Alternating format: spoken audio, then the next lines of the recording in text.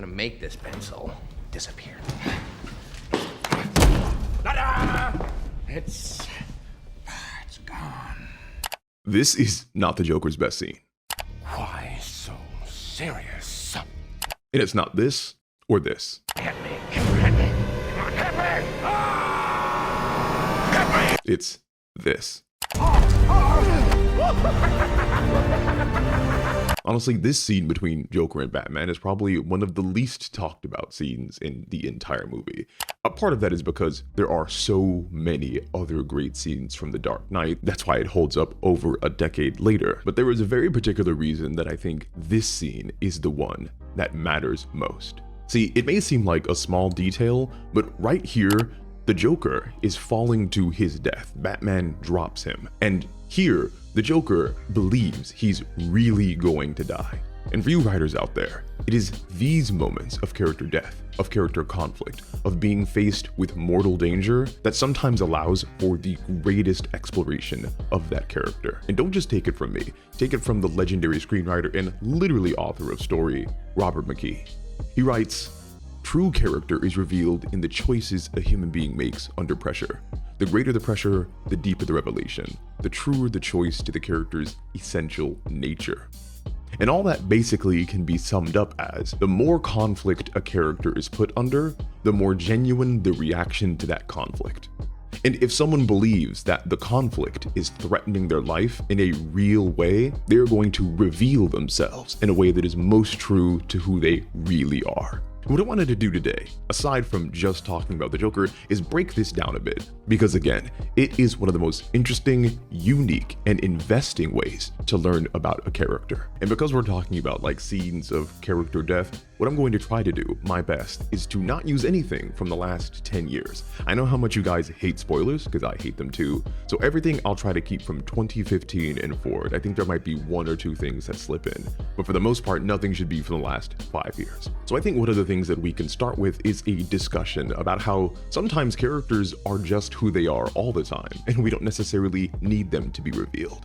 These characters have a persona or a personality that in writing terms can be considered static. That simply means they stay the same. Now, there's nothing wrong with a static character. Many stories absolutely need them because they serve as a type of consistent bedrock for us to hold on to. But characters who have personas or personalities that do change, that are complex and multi-layered, are called dynamic. This means that from beginning to the end of the story, or whatever narrative they're a part of, we are going to see some type of alteration in that character.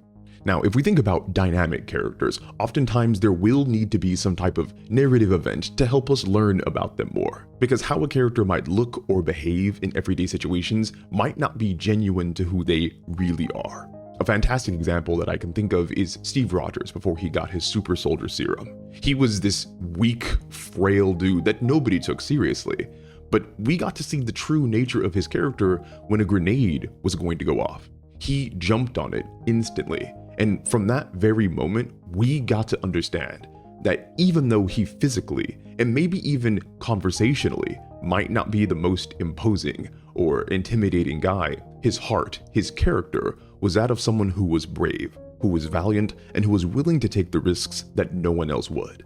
And on the opposite side of the spectrum, we have characters like Sasuke Uchiha. Sasuke wanted power and authority, mainly to be able to avenge his family. He's kind of like the poster child for the edgy teenage young adult. But when we actually see Sasuke up against the wall, about to die, his legs start to shiver. He freezes, and he allows himself to just be taken. This shows us the truest nature of Sasuke. Beneath all his bravado, beneath all his edge and harsh looks, at the end of the day, deep inside of him is still a vulnerable, traumatized teenager. And then you have characters like Joel from season 2 of The Last of Us, who, when faced with death, are just as tough as they outwardly present to be. Oh, it's funny. I have waited Just shut the fuck up and do it already. As I have said before, the best writers and storytellers are able to exemplify their characters' truest nature during their scenes of death. Characters in conflict, characters facing death, almost have no choice but to reveal who they really are. And again, I know I said it in the past, but it's not just me saying this. Listen to one other person say it. You see, in their last moments, people show you who they really are. It's crazy to say, and please clip this at your pleasure, but I agree with the Joker, and that's why his death scene is so important to me. When Batman throws Joker from the building, he laughs.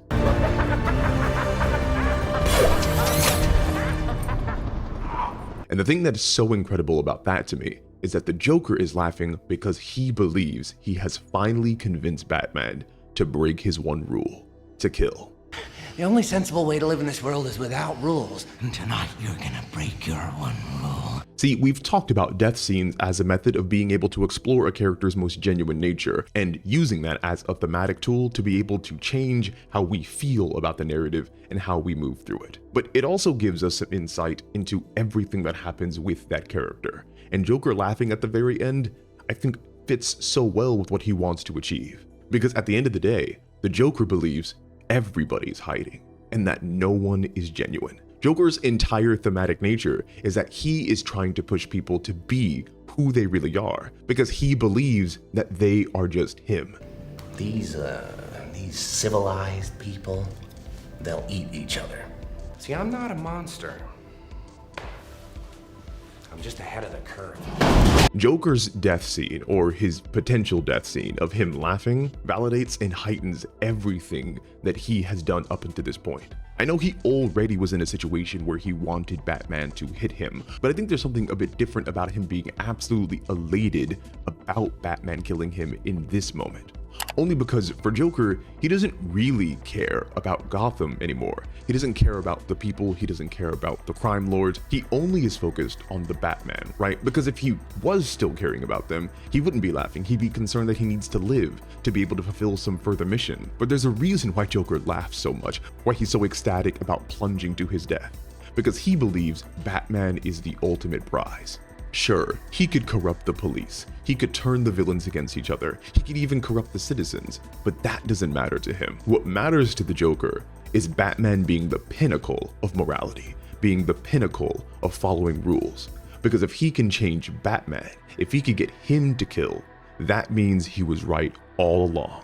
For the Joker, that means no one is actually better than him, and he can die happy. Joker's character, at least this iteration of it, is obsessed with the genuine nature of people. It's thematically brilliant because he hides his face in clown makeup while wanting people to be their most evident selves. He goes to Harvey Dent after making him a character with two faces and tells him that he could be genuine to both sides. He doesn't care for money, he doesn't care for fame, he simply wants everybody to move past the pretense of needing to be faced with conflict in order to be themselves. I genuinely believe the only reason this version of the Joker actually kills people is because he thinks it's going to get them to act like how they truly are. If there was some other method of doing it, he would do that, but there isn't.